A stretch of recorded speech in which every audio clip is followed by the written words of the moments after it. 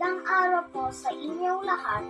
Ako po si Claudia Ligaspi ng Break for Human. Nais ko po ibahagi ang isa sa mga pistang ginaganap dito sa Pilipinas, ang Moriones. Pista ng Moriones ay ginaganap tuwing panahon ng Semana Santa sa lalawigan ng Marinduque.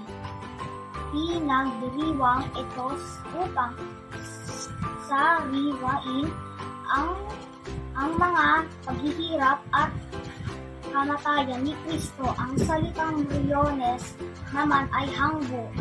Ang sa salitang Espanyol na Morion na ibig sabihin ay helmet o visor.